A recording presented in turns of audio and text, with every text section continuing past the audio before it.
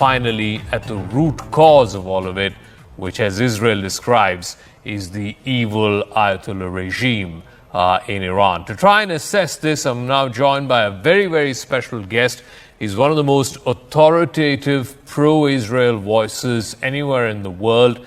Mr. Douglas Murray is a British historian and author, and his latest book on democracies and death cults, Israel and the Future of Civilization, takes a very long, hard look at what has happened post-October 7, 2023, when Hamas launched that attack on Israeli citizens.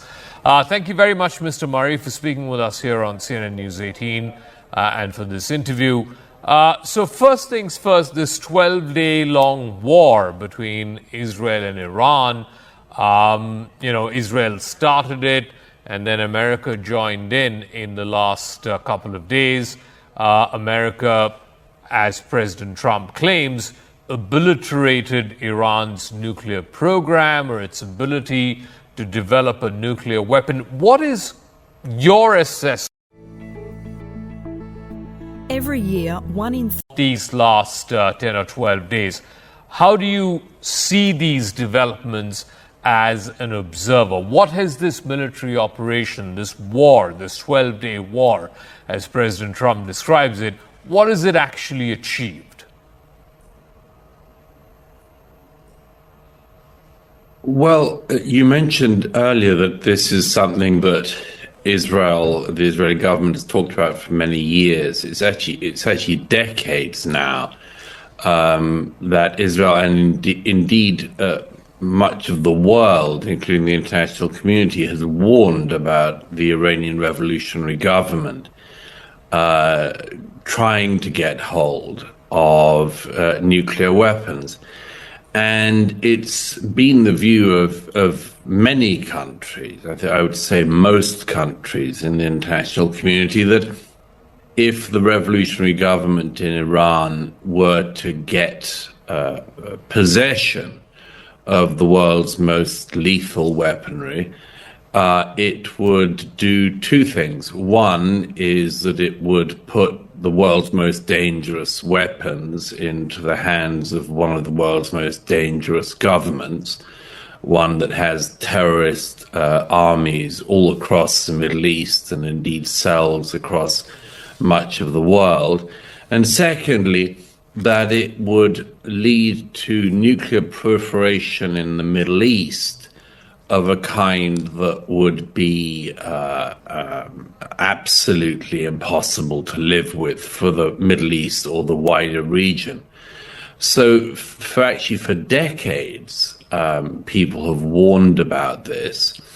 To me, one of the most interesting things about the, whatever history will call this, it might be the post-October 7th war, it might be the war of 1979 to 25. One of the most interesting things about the, whatever history will call this, it might be the post-October 7th war, it might be the war of 1979 to 25, from the moment that the Ayatollah Khomeini took over, seized power in Iran.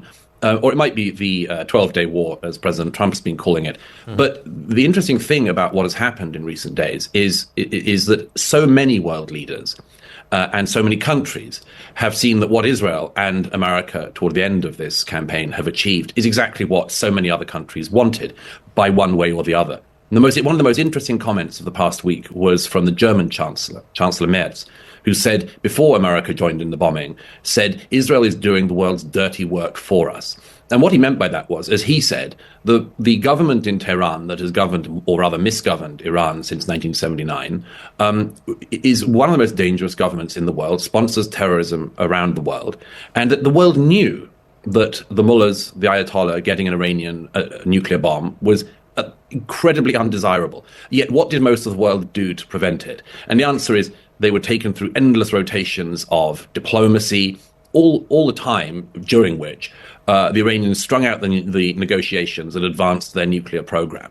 And the world knew that at some point the country most threatened, most overtly, explicitly threatened from Tehran, Israel, was going to have to act as the country nearest the boat, as the country first in the eyes of the Ayatollahs. And that's what Israel did And as I've said for many years, what has rolled out is exactly what we expected to roll out, which is the same governments that said we will never allow Iran to get the bomb were in the end unwilling to do very much. And when Israel and then America actually did do the thing needed to stop Iran getting the bomb, many of those same countries inevitably had some kind of criticism of the action or called for de-escalation and much more. But essentially what Israel has done, and what with American backing towards the end, is what had to be done to stop the Ayatollahs getting the bomb and to stop nuclear weaponry spreading across the Middle East region. So, what the long-term impact is of the action taken by Israel, and then, like you said, in the final couple of days, the United States joined in.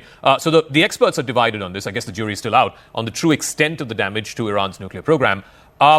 What is your assessment? How far back has Iran's ability to enrich uranium to weapons grade or to develop a nuclear weapon, how far back has that been pushed? Has it been sort of permanently depleted with these strikes, or has it just been pushed back by a few months or years? What's your take?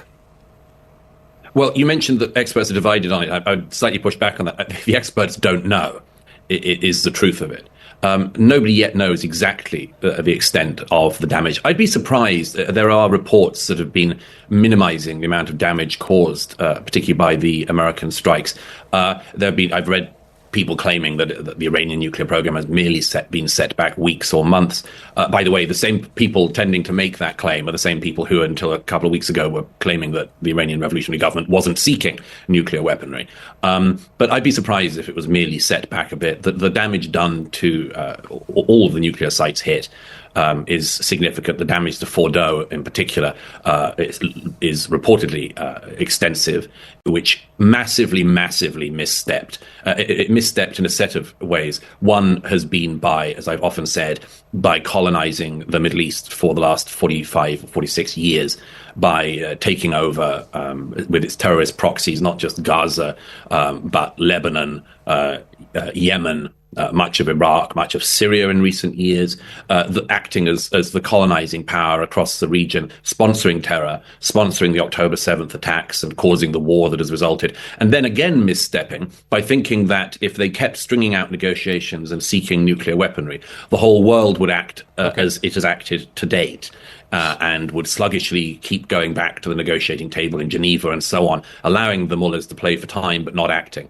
And they seem not to have taken into account that President Trump acts differently from many other world leaders, as you and your viewers will have noticed, and that when he promised his voters that he would prevent Iran ever getting a nuclear bomb, he meant it. So the question now, there is a ceasefire, which President Trump has announced. Both parties have agreed to it. Yes, both parties did indulge in some amount of firing even after the announcement of that ceasefire. It is a fragile one. It's a tenuous one, but it's holding. And that's the important detail, the fact that the ceasefire is holding. What happens now to the dynamic of the Middle East? What happens to Israel-Iran equations? What happens to what you just described? If Iran has been the biggest colonizing power in the Middle East for the last 45 years and used its proxies like Hamas and Houthis and Hezbollah, do they just give up on that playbook? Or have these actors, these non-state actors, these terror proxies, have they been weakened to such a position in Israel's campaign post-October 7, 2023, that the old playbook cannot be sustained anymore? It's a little early to say. The regime in Tehran has certainly had not just extensive power in the Middle East region, but of course has a lot of terrorist cells and elsewhere around the world. It might be a time when the Ayatollah decides to ignite some of them and to set some of them off. That also, of course, would be a catastrophic mistake if such attacks were in any way traced back to him. But it's possible he'll do something through a relatively unconventional means, through softer targets than we've seen in recent weeks. If the Ayatollah is seen to be breaking the ceasefire, I would have thought that would be extremely bad for him, both in terms of his own position in the country, where he is teetering as we speak. He's about the only senior membership of the regime still going. And that really was that he's reportedly was taken off the target list on the orders of President Trump, who thought that, maybe correctly, that killing the Ayatollah would effectively lead to what would be perceived as regime change in Iran, which is something that President Trump has said he's not interested in. But the flip side of that, of whether or not this fragile ceasefire holds, is whether Israel is able to effectively not act, even if it believes it needs to, because of the imperative of the US president, which is I've made a ceasefire. I mean, it's the same thing that he did with India, Pakistan recently, but on a different scale. But, is that President Trump said, I've done the ceasefire. Nobody, people better make sure that they don't do anything to break the ceasefire. Israel has a tricky corner in a way here, because President Trump will want the ceasefire to hold so that he can claim, rightly or wrongly, that he's done what he needed to do, and now there will be peace. Mm-hmm.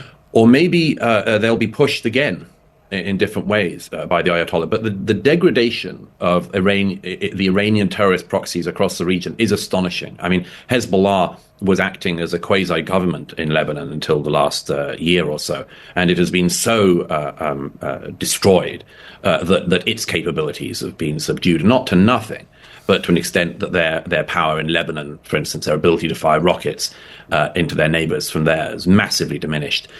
If Iran's terrorist regime and colonizing power across the Middle East has been as significantly damaged as I think it presents an enormous opportunity for a different kind of peace and a different kind of future across the Middle East.